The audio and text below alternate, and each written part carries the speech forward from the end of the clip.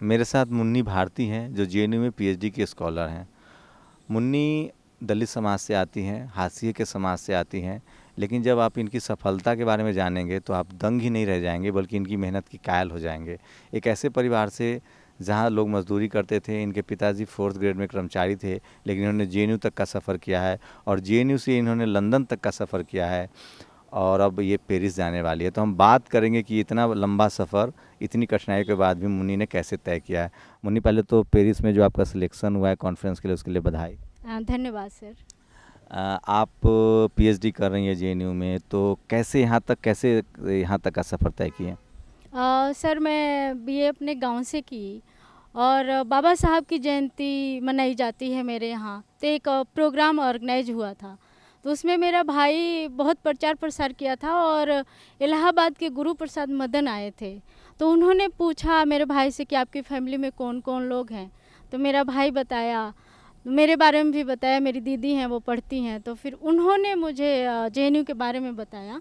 फिर मैं जेएनयू में आई और मैं अपने एक भाई के साथ आई थी यहाँ पे।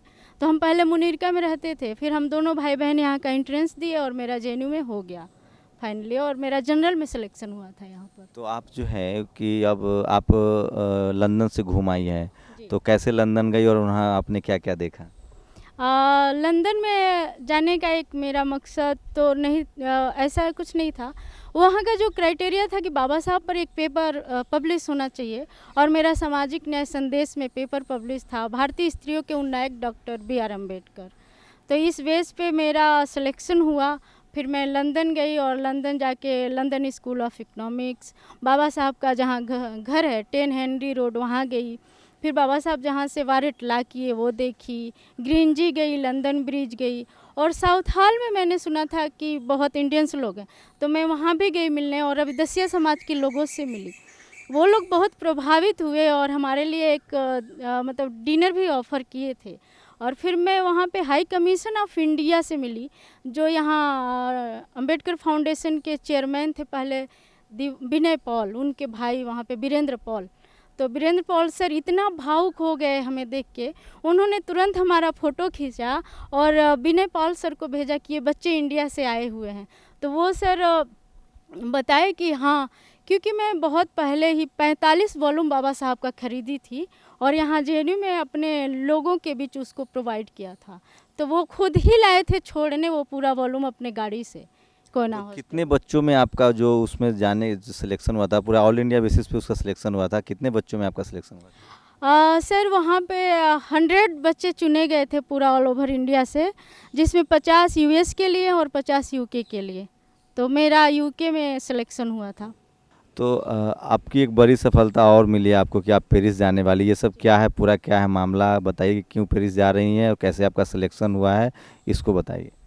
अब पेरिस में एक कॉन्फ्रेंस है 3 दिन का, वो हिंदी का इंटरनेशनल कॉन्फ्रेंस है। तो मुझे चूँकि बाद में पता चला है, तो मैंने पेपर भेजा, पहले तो मेल किया, घनश्याम शर्मा हैं वो उसको ऑर्गेनाइज कर रहे हैं, और इनाल्को एक इंस्टीट्यूशन है वहाँ पे हो रहा है।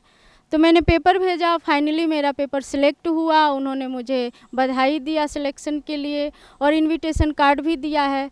अभी वीज़ा के लिए मेरा बायोमेट्रिक हो गया है, अगर मंडे ट्यूसडे तक हो जाएगा तो मैं फाइनली 13 को पेरिस जाऊंगी उसको प्रेजेंट करने के लिए।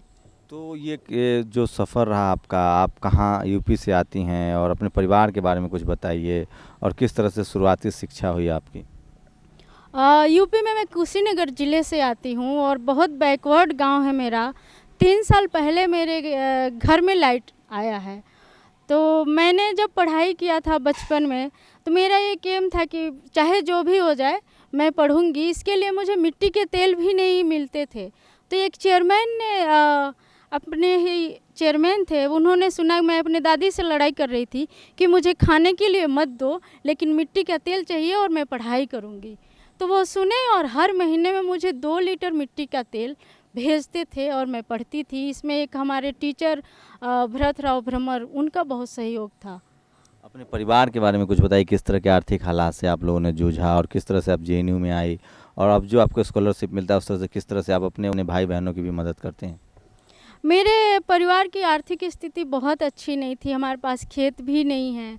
तो मेरे पिताजी 4th क्लास कर्मचारी थे, लेकिन उनका ये फ़ैसला था कि हम अपने बच्चों को पढ़ाएँगे। मेरे दादाजी थे, वो भी यही सोचते थे कि हम बच्चों को पढ़ाएँगे। तो फिर मेरा एडमिशन हुआ और मैं पढ़ने लगी। पढ़ने में मैं ठीक-ठाक थी, उन लोगों को लगा। जब आप जेएनयू में आई तो किस तरह के हालात से आपको गुजरना पड़ा और किस तरह से लोगों ने मदद की? जब मैं जेएनयू में आई तो जेएनयू मेरे लिए एकदम बिल्कुल नया-नया सा और बहुत ही अच्छा लगा मुझे जेएनयू में।